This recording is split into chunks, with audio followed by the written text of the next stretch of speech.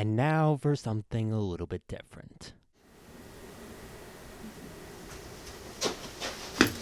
You know what? I'm not in the mood for torture today, so why don't we cover a different TV show?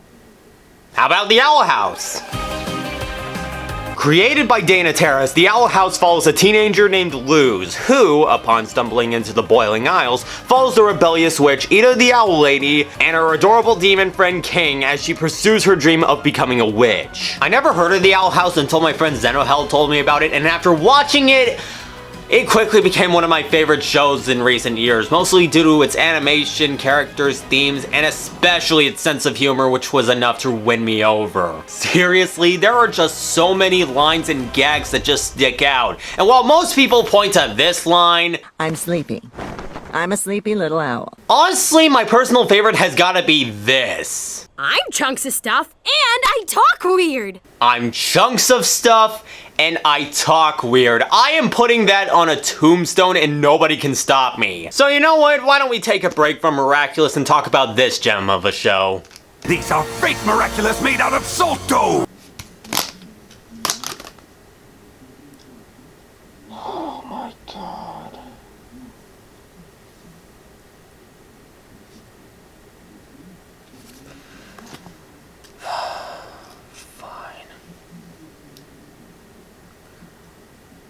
Warning. The following video will contain spoilers for an episode of Miraculous Ladybug Season 2.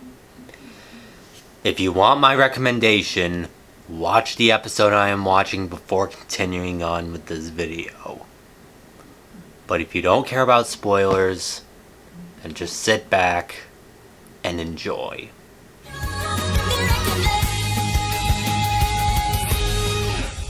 And the Oscar goes to... Hello everybody and welcome back to my Miraculous Marathon. Yeah, I have not had a good history with this episode. I saw it directly after Gigantitan, which was already bad enough, so to follow that up with this... I mean, it's nowhere near as bad as Gigantitan, but that doesn't mean it didn't hurt. In fact, I got so angry at this episode that I ended up rage quitting. So, what I said about refusing to finish this episode, that wasn't a lie. I haven't finished this episode. At least not yet. Still, it was a long time ago, so maybe I've changed my mind on it? Maybe it got better? Well, let's find out as we have a look at Episode 8, Dark Owl. God help me. So we open this episode at Francois Dupont, where we see Nino talking to Adrian without looking at him in a blank-faced stare at Principal Damocles. DQ's at it again, ladies and gentlemen, be very afraid. So yeah, the two talk to their friends wanting to hang out until the presence of Mr. Damocles makes them realize they have something else to do. When I first saw this scene, I didn't really pay much mind to it. I thought that they were legitimately busy. But it did take a bit of thinking for me to realize this was meant to tell us they already know what he's hiding. And what exactly is Mr. Damocles hiding? He's a superhero, except not really because he's bad at it! Okay, after school, Principal Damocles likes to dress up as a superhero named the Owl. No, but it is just as humiliating. Seriously, on behalf of all Georgia citizens, I am so sorry that we gave you... this. Sorry, back to the Owl. The Owl is actually based off of one of this universe's comic book superheroes called Night Owl. Basically, Miraculous Ladybug's equivalent to Batman. And yes, I'm aware of the New York special, but we're not there yet. And remember that program Mr. Damocles mentioned to Markov and Robustus? Here it is, his computer buddy Albert. I could be watching your series right now. Voiced by Ezra Weiss. And let's just say that Albert's a perfect metaphor for Mr. Damocles as the Owl. Despite all of his ambitions, he just doesn't work. I mean, he may go for smaller scale trouble, like a cat that's stuck in a tree, but instead of calling the fire department or doing more charitable work, he tries to be a superhero and he just can't. He's just not a superhero on the level of Cat Noir and Ladybug. Sorry.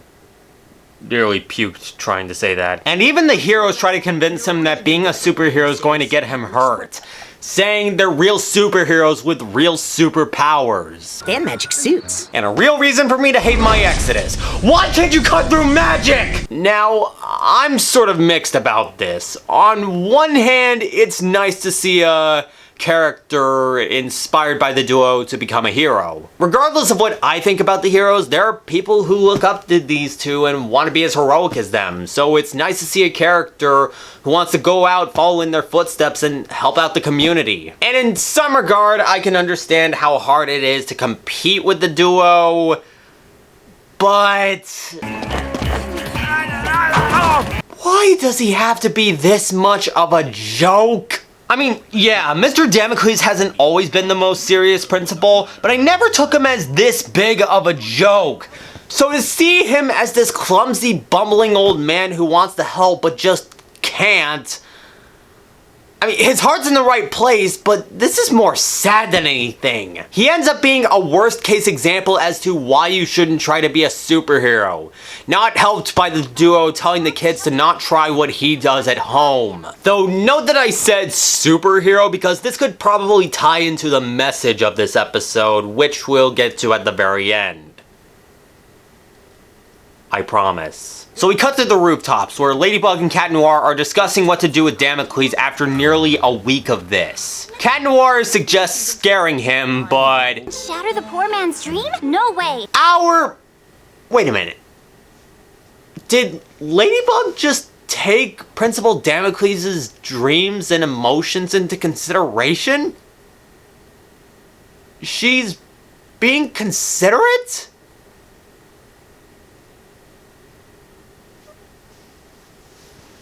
I think I need to lie down.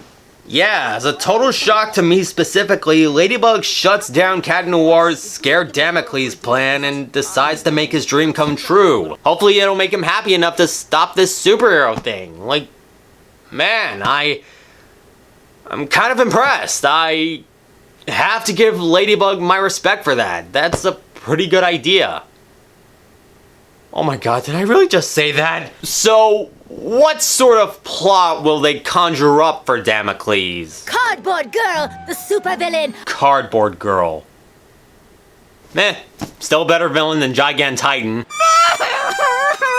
So, yeah, the story that they crafted is that an evil cardboard girl kidnapped the duo and took their Miraculouses, and it's up to the owl to save them. Help us, Owl! Save us, Owl! Can we all just agree that the duo crafting a story where they were captured and defeated by cardboard is one of the most stupidly hilarious things that they've ever done? Then again, after being blown away by stormy weather a number of times, I guess this isn't too out of the ordinary. So we cut to the Place de Bouge, where Cardboard Box Girl has the Miraculouses and puts them in a box, which looks neat, but I like my box better.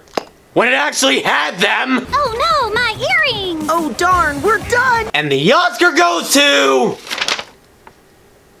Seriously, what is up with Ladybug's face here? But even when he tries to fulfill his dream, he can't help but be bad at it. And Ladybug reveals his identity to everyone. You've revealed my secret identity. Why couldn't it be this easy to reveal the duo's identity? I guess I could blame his inability to keep a secret compared to the duo's stubbornness, but still, Ladybug accidentally reveals the owl's secret identity. It ends up working. I try to reveal the duo's secret identities, and all I get is a piece of gum on my forehead and a cease and desist. And unfortunately, his identity is on the news, and Alec is a jerk again. I was sticking up for you, Alec! Isn't he a hoot? Isn't that a hoot? This, of course, upsets Damocles, leaving Hawkmoth a great opportunity to send an Akuma to make him his next minion. Fly away, my little Akuma, and evilize this failed hero. Knowing what's going to happen later on in this episode, I'm just going to apologize to Principal Damocles right away. I'm really sorry that Ladybug revealed your identity to everyone. You didn't deserve it.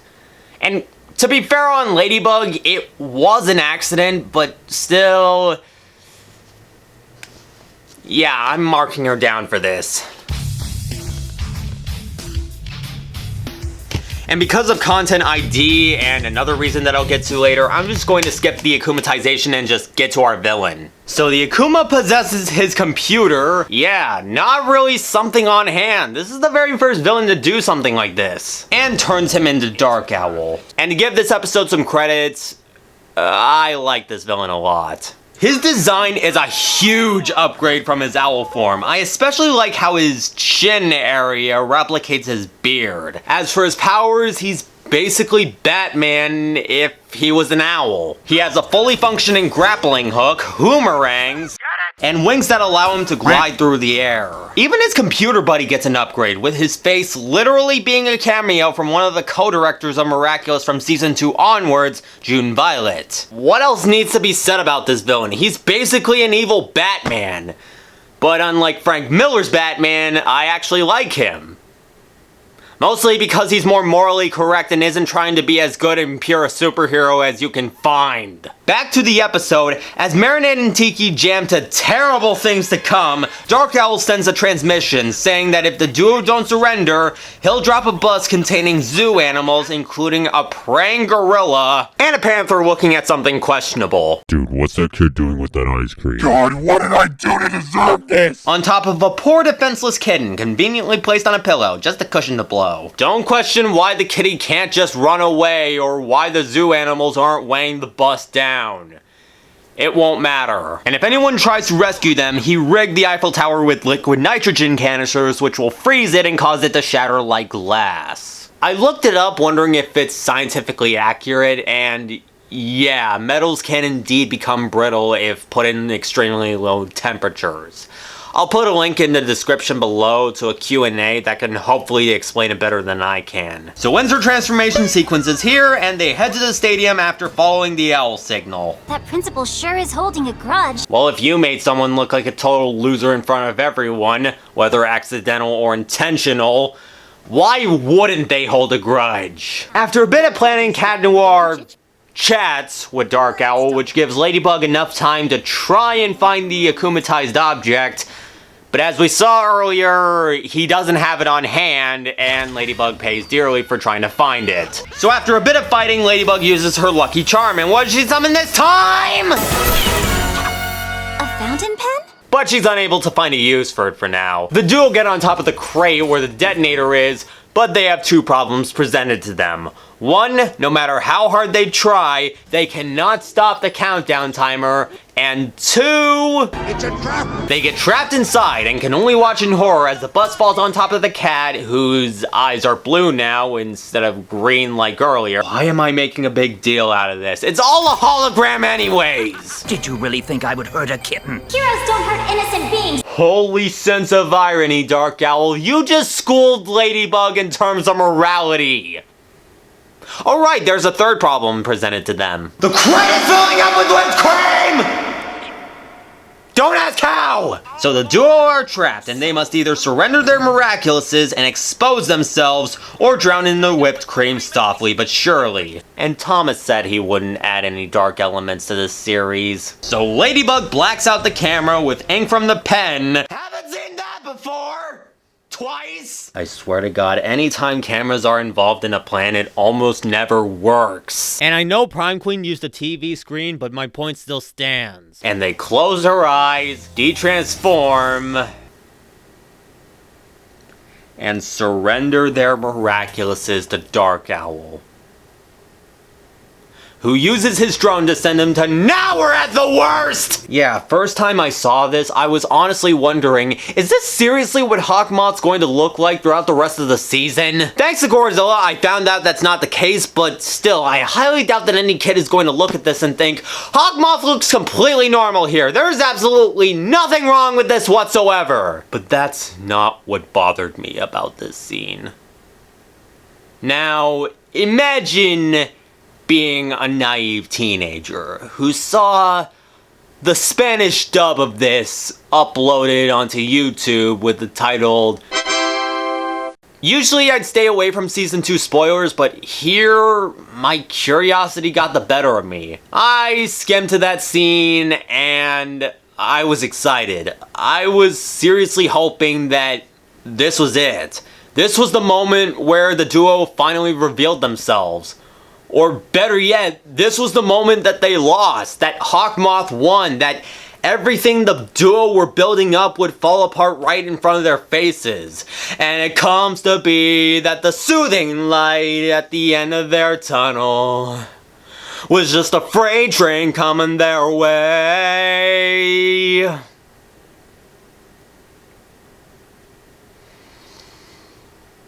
few seconds later... These are fake Miraculous made out of salt dough!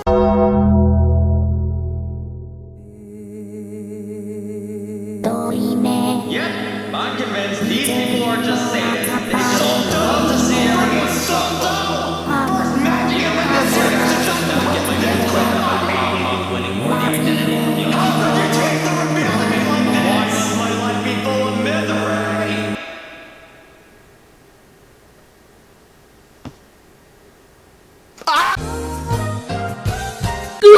God, I couldn't forgive this episode after this stunt. I mean, okay, screw me for having expectations as ridiculous as the show ending after season 2 episode 8, but still, this was just a dirty trick. Okay, it's a nice bit of tension, and I'm pretty sure that any kid who hasn't seen this for the first time might be thinking, holy crap, are they actually giving up? But yeah, expecting the actual reveal to happen? Especially when Plague was so close to speaking up before Tiki just stopped him? Yeah, you can imagine how bitter I was after that. This was almost enough for me to consider this the worst episode of season 2. Admittedly, that's pretty ridiculous given Gigant Titan is a thing and we still have yet to see the real horrors of this season, but yeah, that's how bitter I was. And for those wondering about the salt dough, it's a real thing. It's basically just flour, water, and salt combined to make a compound similar to Play-Doh. People have used this to make ornaments and jewelry. I found some earrings made from salt dough, but no stud earrings like Ladybug's, and I'll be damned if I find a ring similar to Cat Noir's made out of it, so... yeah. So Cat Noir cataclysms the crate, and Ladybug reveals to Dark Owl that they're always 26 steps ahead of him, with a plan A through Y, and yes, even a plan Z. And it's probably lemon scented. Do you really think we'd give you our Miraculous? We're superheroes. You know, hearing the speech in the Origins episode may have angered me to no end, but at least it was set before all of the mistakes she made. Imagine hearing this after she made the mistakes and all of her flaws became prevalent, especially after causing nearly 5 Akumas in the span of 8 episodes. Like, really? Are you sure that your hero spotted Flea? Are you sure? So they fight for a bit and Ladybug uses her lucky charm again, and what does she summon this time? And this right here glorifies an issue with the Lucky Charm that I didn't really think about until I saw one of Shady Do-Rag's most recent videos. The Lucky Charm's basically an instant win machine, and while it's supposed to make Ladybug seem smart and tactical, it ends up making her seem lucky, which, given the fact that she's a ladybug, makes sense, but it kind of weakens her character. And let me tell you that this Lucky Charm right here is probably the most clear-cut evidence that Ladybug is more lucky than clever. Not just because it tells her where exactly the Akuma is, but... it was only a matter of time before I came face to face with that scene again, so... let's talk about it. Ladybug makes it to the lair, sees Albert, and gets captured. Ladybug kicks the comic onto the statue, and for the first time in the series, a villain takes off one of her earrings. This is something I've been waiting for ever since Lady Wi-Fi, and it makes me more angry that Hawkmoth didn't tell her to just take the earrings right then and there. Oh yeah, and they freeze in place because DQ made this. Aside from that, there is no way that she should get out of this. Like, it's over. She's done for. Villainy wins. Owl prevails.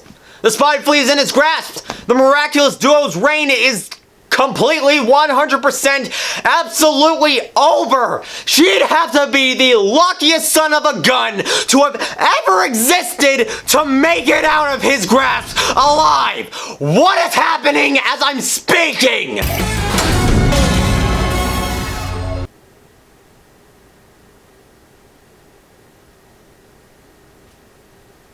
What do you mean you're bailing out of the review? I've said all I needed to and I don't need to continue any further. I'm done! Had enough of it!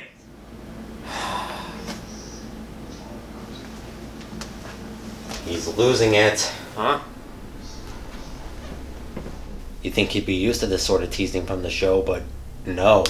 Now he's stooped to the low of rage quitting a review because of an ending in an episode he doesn't even hate. Music critic, he lost the Miraculouses. Maybe he's just irritable. He rage quit the episode the first time around. That's no excuse. I don't know what to do. Ever since this marathon started, he's just been having the worst luck imaginable. I don't know what to tell you, dude. Maybe it's a sign. Maybe it's saying that his downfall is going to come regardless of any help that he can get. Well, in that case, we need to find out where Rita sent those Miraculouses. Oh, I already know where they are. I'm just not sure if he's prepared to hear the news. I'd say wait until after the next episode review.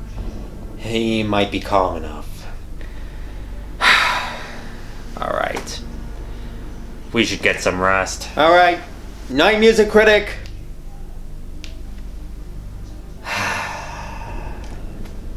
I'm planting the seeds and letting them grow.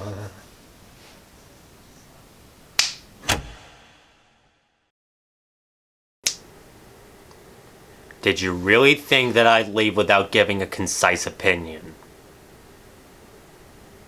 Did you? Yeah, I might as well finish off the review as myself because, well, I think it seemed fitting and I'm not going to leave a review incomplete. Also, no, this right here isn't connected to the storyline, so yeah, that ending with Ladybug just winning out of sheer dumb luck, that was my breaking point.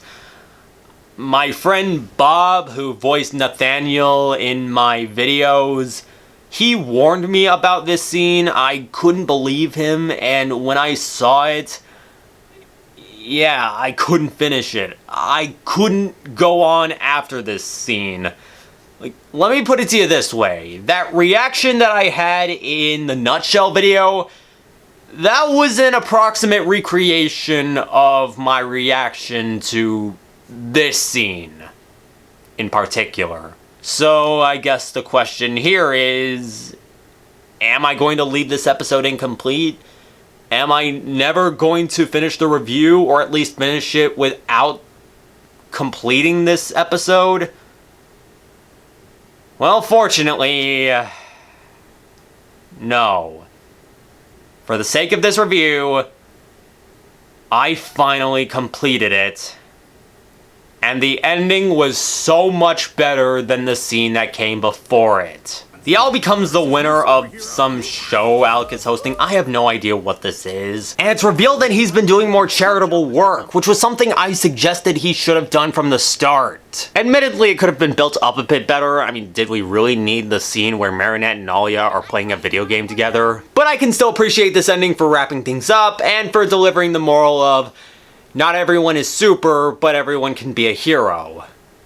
And personally, I think this is the best a moral has ever been told on this show. No contradictory statements, no bailing, and no punishing those who follow the morals instead of those who go against them. And for an episode to pull all that off, I have to give it credit. So, I think that building this episode up as a painful experience might have been a mistake. Mostly because I don't hate this episode anymore. I mean, don't get me wrong, it's not really a perfect episode. I still cringe at those two scenes, and the animation is still some of the worst from DQ.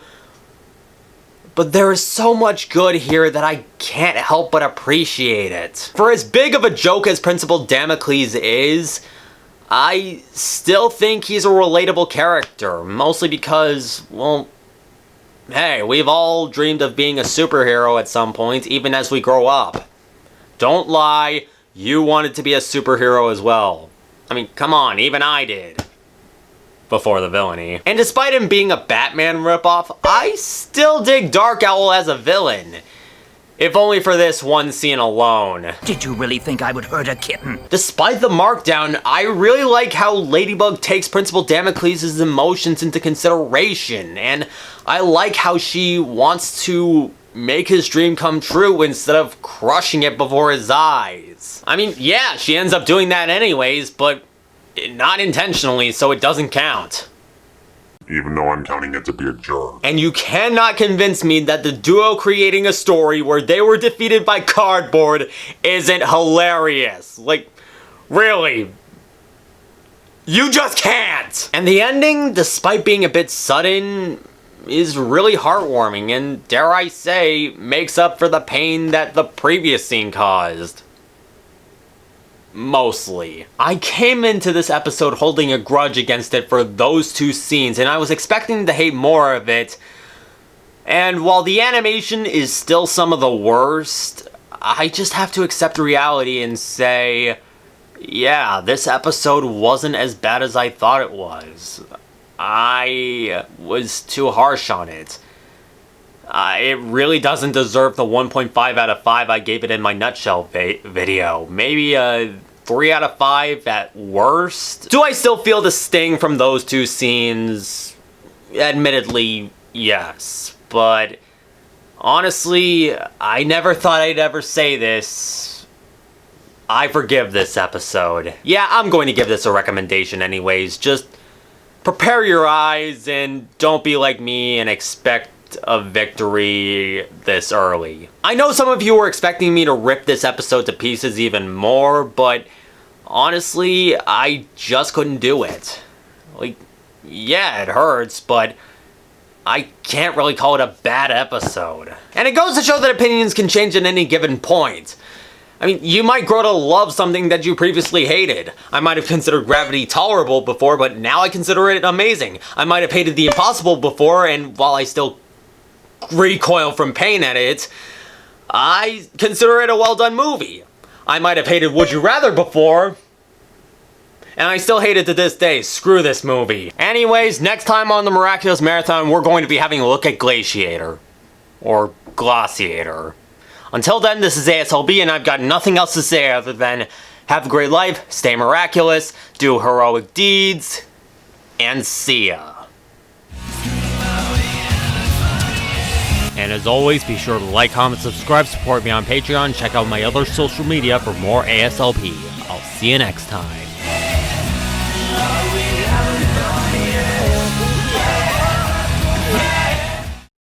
I am the best bird! Well, given your competition, that's not exactly hard to pull off.